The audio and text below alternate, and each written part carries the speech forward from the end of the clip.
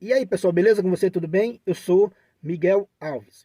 Nesse vídeo eu quero refutar aqui, um comentário protestante que diz que Deus não divide sua glória com ninguém, Deus não divide sua glória com ninguém. Quando a gente fala, dos santos, eles vêm com essa frase, que Deus não divide a glória com ninguém. Parece um Deus, o Deus protestante, pelo menos desses que, estou falando desses protestantes que comentou, que tem esse comentário, que acha, que crê em um Deus que não divide sua glória com ninguém, que não age em seus membros, que é a igreja. Parece um Deus, egoísta, um Deus distante, um Deus que impõe medo, temor, um Deus mais por um Deus do Antigo Testamento, assim, um Deus raivoso, Não, aquele que não divide com ninguém, não divide a sua glória com ninguém. Porém, olhando isso, à luz do Novo Testamento, que é a lei de nosso Senhor Jesus Cristo, que a gente deve seguir, do Filho de Deus, a gente deve se perguntar, como assim Deus não divide, a sua glória com ninguém? Se ele enviou seu filho, seu único filho, para morrer, por cada um de nós, para nos resgatar, da morte do pecado, a cada um de nós, como assim ele não divide a sua glória com ninguém? Se ele aceitou esse sacrifício, do próprio filho em favor de toda a humanidade, para nos resgatar. Só aí já está dizendo que essa frase de que ele não divide a sua glória com ninguém já é uma mentira, Mais uma mentira aí protestante. De alguns protestantes, pelo menos, Porque se Deus não dividisse a sua glória com ninguém, a gente estaria, ferrado. Jesus Cristo não teria vindo, Ele dividiu, Deu a sua vida. O Filho de Deus deu a vida por cada um de nós. Como assim ele não divide, a glória com ninguém? Agora vamos para os textos bíblicos, Vamos ver o que pensam os apóstolos e vamos ver o que pensa, o que fala o próprio Cristo com relação a isso, Deus divide a sua glória com alguém ou não? Ou é um Deus estranho, Um Deus desses protestantes? Deus não divide a glória com ninguém. Veja o que está escrito na primeira carta de Pedro, capítulo 5, no versículo 1. Pedro diz assim: Eis a exortação que dirijo aos anciões que estão entre vós, porque sou ancião como eles. Fui testemunha dos sofrimentos de Cristo e serei participante com ele daquela glória que há de se manifestar. Olha aí um versículo, O apóstolo Pedro diz assim, olha, eu sou testemunha do sofrimento de Cristo. Serei participante da glória que há de se manifestar. Quer dizer que o apóstolo Pedro tem consciência, certeza de que é participante, que será participante da glória de nosso Senhor Jesus Cristo, da glória que há de se manifestar. E no versículo 4, no mesmo capítulo 5, de 1 Pedro, no versículo 4, ele fala que, e quando aparecer o Supremo Pastor, recebereis a coroa imperecível de glória. Isso aqui é para toda a igreja. Quer dizer que o apóstolo tem consciência que será participante da glória, que há de se manifestar, da glória de Cristo. E ele diz que toda a igreja, quando surgir, o Supremo Pastor, recebereis a coroa imperecível de glória. Ou seja, cada vencedor, cada membro do corpo de Cristo, recebe uma coroa de glória. Então, como Deus não divide a sua glória com ninguém? Quer dizer que o apóstolo Paulo também diz lá em Filipenses 2,16, ele diz, no dia de Cristo, eu terei a glória de não ter corrido em vão vocês. Ele se referindo, ele dirigindo essas palavras para os filipenses, que no dia de Cristo terá a sua glória. Quer dizer que Paulo está confiante que terá a sua glória, Pedro está confiante que terá a sua glória, ele nos garante que no dia do Supremo Pastor receberemos também a nossa glória, a coroa de glória, e tudo isso é mérito de Cristo. Tudo isso por causa de Cristo, que dividiu, né, a sua glória com em todo o seu corpo, né, que é a sua igreja, Agora vamos ver o que diz o próprio Jesus Cristo. Vamos ver o que diz o próprio Jesus Cristo em João, Evangelho de João 17, 22. O que o próprio Cristo disse no Evangelho de João, né, 17, 22. Ele vai dizer assim: dei-lhes a glória que me deste, para que sejam um, como nós somos um. Tá vendo? Por isso que é bom a gente conhecer a Sagrada Escritura, né? Para a gente não ser enganado por protestantes aí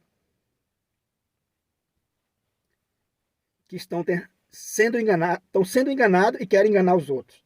Quer dizer que o próprio Cristo está dizendo assim: deles a glória que me deste. Ou seja, o Pai deu a glória ao Filho, e o Filho está dizendo: deles a glória que me deste, à igreja, né, aos discípulos, para que eles sejam um, como nós somos um. Quer dizer que o desejo, né, de Deus é que todos sejam um. Por isso que Cristo diz assim: por isso que Cristo diz, né, deles a glória que me deste. Ou seja, isso não é dividir a glória, né? Aí o protestante vem no comentário e diz: Deus não divide a sua glória. Deus não compartilha, né, a sua glória. Aí Jesus Cristo vem, ao Filho de Deus vem e diz: deles a glória que me deste, né? A glória que o Pai me deu, eu dei a vocês. Deles a glória que me deste.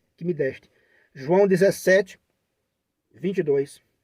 Então tá aí mais uma mentira, né, de alguns protestantes que não conhecem a palavra de Deus, né, que conhecem um versículo aqui, outro ali, não leram a Bíblia inteira, não tem uma visão bíblica, né, completa. Aí fica falando, né, essas heresias, né, fica dizendo: Deus não divide a sua glória. Ele enviou seu Filho para que eu e você vivesse. Deu a vida, né? Jesus Cristo deu a vida por cada um de nós. Isso não é dividir glória? E o próprio Cristo diz: deles a glória que me deste, para que eles sejam um. O apóstolo Paulo diz, né? No dia de Cristo terei a minha glória, terei a glória. O apóstolo Pedro diz: sou participante, ele diz que já é participante da glória que há de se manifestar. 1 Pedro 5. E ele diz que todo, né? Ele diz assim: no dia do Supremo Pastor recebereis a coroa imperecível, né, de glória. Ou seja, cada membro receberá, né, a sua coroa de glória. Cada um membro vencedor, cada um de nós vencedor, somos, né, participamos também, diz a Sagrada Escritura, do triunfo de Cristo. Essa vitória de Cristo, esse triunfo de Cristo sobre o mal, todos os cristãos batizados também participam desse triunfo, né? Participará desse triunfo no dia de Cristo. Então, por isso que eu e você precisamos perseverar na fé, para a gente também ser participante, né, desse triunfo de Cristo, né? A gente vencendo o mal, é o Cristo que está vencendo em nós. E bonito aqui em Efésios 2, 18, diz assim, né? Porquanto é por ele que ambos temos acesso junto ao Pai, num mesmo Espírito. O que é que o apóstolo Paulo está dizendo? Que judeus e gentios, num só Espírito, têm acesso ao Pai, né? Ambos temos acesso juntos ao Pai, no mesmo Espírito. Então, o que é que o apóstolo está dizendo? Que num só Espírito temos acesso ao Pai.